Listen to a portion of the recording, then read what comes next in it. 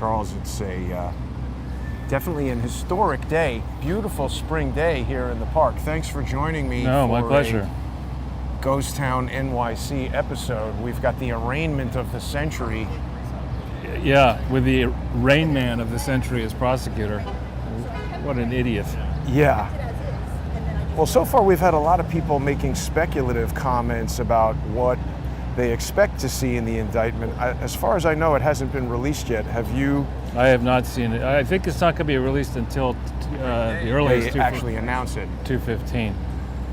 But let's take a walk, shall we? And I guess we're on YouTube Live. So what I want to say, and we'll cover it in more depth perhaps later. But Paul Sperry is a very smart guy, very good investigative reporter.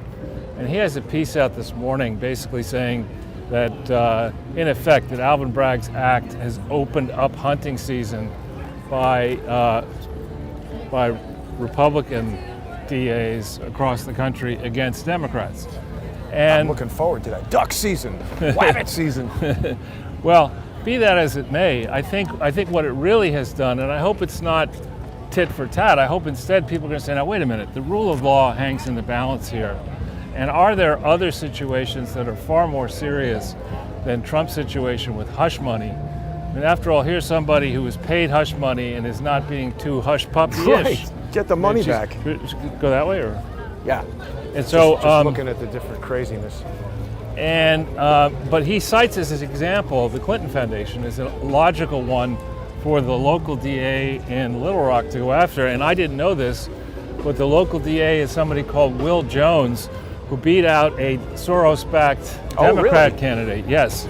And so he cites that in the article, and he says that somebody had said that the Clinton Foundation is the largest unprosecuted fraud in history. I think he's referring to somebody's you. It could be, and also Larry Doyle, but and Whitey Moynihan. But the point is, they got it from you, possibly.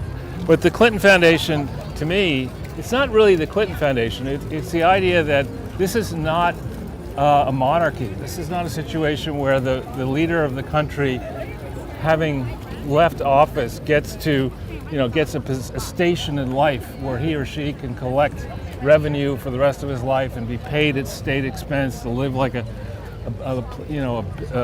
platinum class billionaire. That's not the deal. I mean, you get paid whatever you get paid as president, and afterwards you should be paid what you're worth, not what some scumbag thinks he can get out of you in the final days of your life as president. Yeah. You know, when you can bestow pardons, when you can bestow no-bid contracts and other things. And I think, so what's happened, really starting with Reagan, is that the presidency has been monetized. And the primary vehicle through which it's monetized are these presidential foundations that nobody wants to regulate unless it's Donald Trump.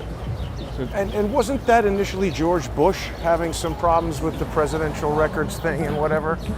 W or? HW, because I think anything that happened to Ronald Reagan, like if you are George Bush and you're planning to monetize the presidency, the best way to do it is to have Ronald Reagan do something that makes it look like he did it, so you can say, hey, I didn't do it, Reagan did it. That's social engineering 101.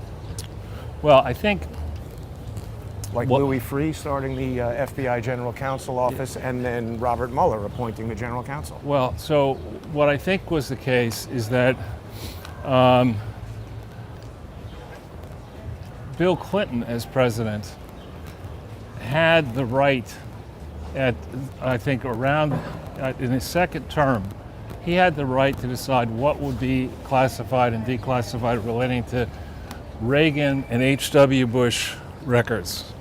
Presidential records, and in the moments, literally in the days, or in the day before, several days before Hillary and Bill and this real doofus idiot Skip Rutherford, who was the first president in theory of the Clinton Foundation, that several days before a decision was announced where the Clinton Foundation would be located, Bill and Hillary and a bunch of the other former presidents, or actual president, a bunch of the former presidents.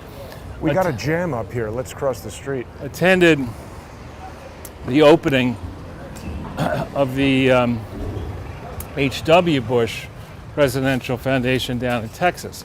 And then having done that, it was a big celebration. They arrived back, or somebody arrives back in Little Rock, and the announcement is made in, I want to say early November 1997, that Bill and Hillary Clinton had selected the location of the present Clinton Foundation as the site for the Clinton Foundation. Now, the problem with that is that October 23rd, 1997, the Clinton Foundation had been incorporated by lawyers, two of which were owed a lot of money. Their firm was owed a lot of money. Millions, right? Many millions. So these were, in my judgment, conflicted people who incorporated this thing, but did not cause initial trustees, other than the incorporators, to amend and restate the articles to show that they themselves, the independent trustees, had taken control of it.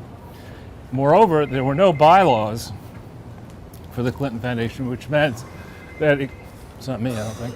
Not me either. Which meant that there was no set of governance codes to actually run the thing. So how were any formal decisions made by this Clinton Foundation to do anything, let alone to select a site for its headquarters in Little Rock? And at that time, Hillary and Bill certainly were not trustees of the Clinton Foundation. Right. So when you get into all this, as Sperry, I think, is alluding, he and others might get into it. You know, if there are 34 felony counts related to the Trump organization and how they ran a company controlled by the Trump family, which I doubt there really are, but if there are 34 of those... Yeah, how many are there for the Clintons? The millions. Because the Clinton Foundation, an entity passing itself off as the Clinton Foundation, has been out soliciting, sending mass mailings for years, using, in some cases, discounted mail, which it was not entitled to use because it wasn't an organization, claiming that it was soliciting funds for a presidential foundation. That's certainly federal mail Which is stuff. absolutely federal, and bank fraud and wire fraud and all kinds of other frauds. It's RICO predicate acts, so the whole thing is a RICO, really. Right, and I was reading, I like Peter Schweitzer, and I was rereading Clinton Cash in preparation for the work I'm about to drop on the world in the next several weeks on Substack.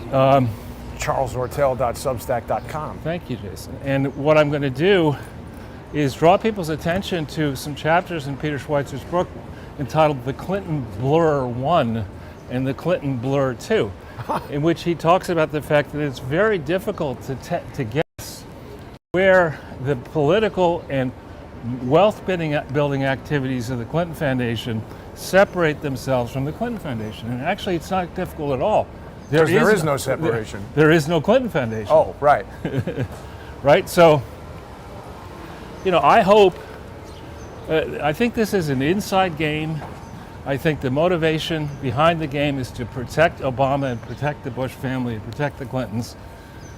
This is a game where the Democrats and progressives felt that the various editors in the established media and Zuckerberg and others in social media would just whip this Trump indictment story into the obvious conclusion that now he's unfit for office and he can't run, et cetera, he'll never raise money.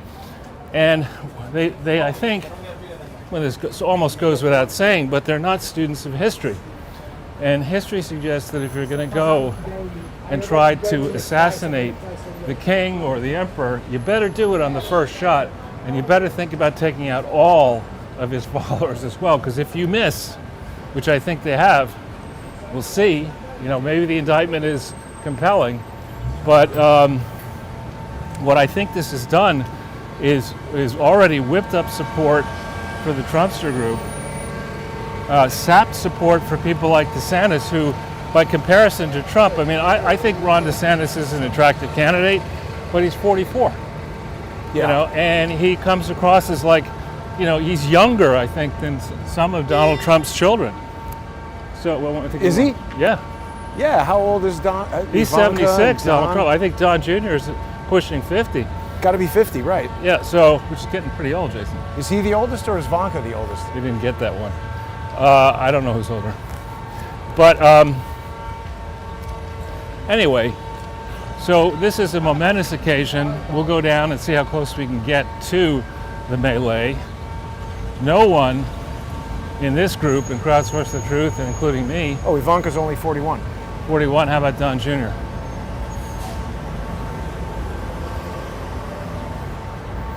I forget if Don Jr. 45. 45, okay. Well, so it's DeSantis and here roughly the same age. So now we're going by the scene of the... Oh yes, George Bourget Gallery. I want to thank the person who was asking us if we were going to visit this the other day, because they were right. Hunter Biden was in New York. He wasn't at the gallery. There's some sort of event going on here April 6th that I'm sure they'll kick me out of. Now, Charles, normally episodes of Ghost Town NYC appear on YouTube and Rumble and all the free sites where, you know, everybody likes to complain about me not giving them more free stuff. It's like if I hosted a free lunch or free tea in afternoons at my restaurant and people came in complaining that they wanted free dinner. But we're going to be switching to the First Amendment Forum before we get down there.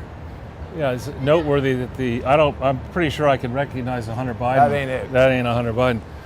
But the point is, I've received multiple direct, you know, people talk about credible threats. These are direct threats from people threatening me. That's not good. And people have seen us get approached by stalkers on the street.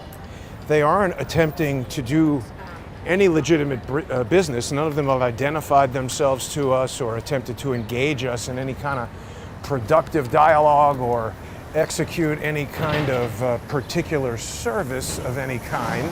They just seem to be tasked with threatening and intimidating me to try to alter what we're doing. And unfortunately, what they've done is they've made it so that people will not be able to access this show unless they're sponsors. So people still have plenty of time to go to subscribestar.com. I don't really like that. Let's subscribestar.com/crowdsourcethetruth or patreon.com/crowdsourcethetruth or odyssey.com/@crowdsourcethetruth. I love that one. Social engineers hate it, so support Odyssey. And Substack, of course. You've got crowdsourcethetruth.substack.com. And there's a lot going on down there, Charles. Marjorie Taylor Greene is down there. Is she already? Yeah, and you know, the other reason why I want to do this in the First Amendment Forum, we're walking right into January 6th, Part 2. This is such a setup. I think everybody's focused on the indictment, but I don't even think that's necessarily the shot that they're taking. Something's going to happen today that we're going to make a concerted effort to observe and not become engrossed in, my opinion, of course. My anticipation based on just reading the tea leaves, sticking my finger in the air and looking at which way the wind blows, but this feels very much like another scam in the same way that January 6th was. And I'll tell you, Charles, when we arrived in Washington, D.C., I had no inkling. You want to cross again, or you want to go? You want to go I down? prefer the shade here. But there's another crane. Oh yeah, that's true. All right, yeah, we'll cross over there. I don't care about the crane. But I just don't. Who knows what they're dropping off of those things? You know, collapses the moment we're walking under it. But the point is, until they started breaking into the Capitol building, I didn't really have a sense of what was going on January 6th until after the fact. But now, I feel like we're going into this eyes wide open. Right. And there's just no doubt in my mind. We've seen disruptive morons down there already. Levi and his brother. So if I could draw a distinction between this art, which is actually interesting, I'm not saying I buy it, but this is clearly a different view, different images, a different approach. This isn't, Hunter Biden, if he did it, painting by the numbers to try to copy somebody else's art. This is a different view. Yeah. Whether you agree with it, like it, well, doesn't matter. Just but it's different and distinctive in a positive way, which is how I think about art. Hunter Biden stuff is like bad art. Like, what is that that show that was on? I think it was either Saturday, Monty Python, Bad Theater. I don't know. I don't remember. It's hilarious. Kind of smell. Idiot. I'll tell you the truth. My biggest complaint is not even necessarily the quality of the work. It's so subjective. somebody, I see that and I say, well, somebody could look at it and like it. Yeah. But obviously the issue is he never was an artist before, and nobody was interested in buying that artwork for all that money before his father was president. And the price is so far off market Right. as to be absurd. Like But if I suddenly started painting right now, maybe some of them would come out okay. If I sold a painting for $200 and told you that, you'd be like, hey, that's pretty impressive. If I told you 200,000, you'd say, wait a minute. Yeah, exactly. You know, and there need to be, everyone's talking about how business needs to be regulated, and maybe it does in certain ways, but certainly the payment of off-market amounts, whether for consulting, art, you name it, board seats to Chelsea Clinton, book deals to the family, all that stuff does indeed need to be regulated. Package. And I'll tell you something else. I might not be too industry competitive in terms of oil painting, but I think I'm certainly a functional photographer, and I've taken pictures that even some professional photographers have said are outstanding. Well, those could sell for big Well, bucks. that's the thing. There was a time in my life where I was trying to sell my photography, and it's not easy. Selling art is not easy. Jason, I've been working with you for 6 years and you don't get it. Very simple. You call your mother up and say, remember that woman? You want to buy this? No. Bella Abzug, remember that woman? She ran for Congress. She was a feisty woman. You're going to run for Congress, Mom, and then I can sell my photos for big bucks. My And mom's not running anywhere. I know, the photos will then pay for her campaign. It's simple. We just had her back put back together so So she she could can walk. run. No, so she could walk. All right. So she Running, can I don't think, stride. is on the agenda yet. She can stride. But I mean, the point is, I think even criticizing the quality of Hunter Biden's artwork is perhaps misdirected. There is no because quality. it's just an inherently subjective thing. We could say it's terrible. Somebody else could say he's a prodigy and a genius and whatever. The point being, people weren't coming to this guy to buy or sell his artwork Right, before he was having.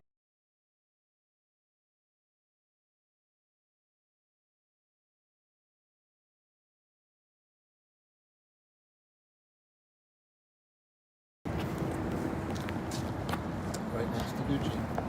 I don't think it has anything to do with Gucci. Well, Are we back here? Let's see. Oh my God, everything just went haywire. Sorry, hang on a second. You don't think they're electronically jamming around here? I don't think they're electronically jamming us. I think that this Swedish sound mixer is incredibly sensitive to any kind of grounding problem, and there seem to be a number of things cause grounding problems. Let's see if we can get it to cooperate. My goodness. This is more Beautiful day. new equipment intended to solve problems. And here we are having more problems. Now it says the accessory is not supported by the iPhone. That's amazing. Of course it is. Stop being so stupid. My gosh.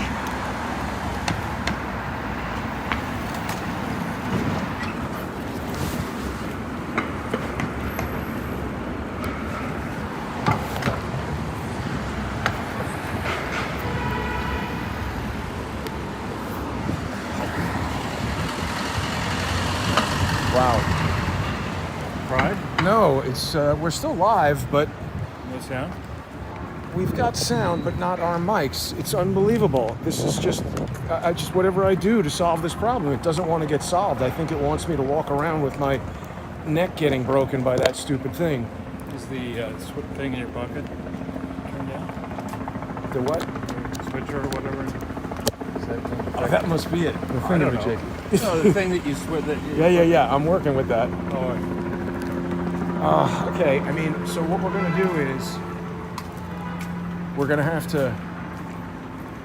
Let's see. Do I have this? Oh man, I brought it the other day. Okay, so here's what we're gonna do, Charles. what's that? We're gonna make the switch to the First Amendment Forum Okay. right now, and people will be able to join us there when we get down to the DA's office. Let's just cross the street to the shade there, but people can take this next little bit of time here to become sponsors if they're interested in seeing this afternoon's show on subscribestar.com/crowdsourcethetruth, patreon.com/crowdsourcethetruth, odyssey.com/@crowdsourcethetruth, or crowdsourcethetruth.substack.com. We'll be back in just a little bit for the arraignment of the century. Thanks for tuning in, everybody.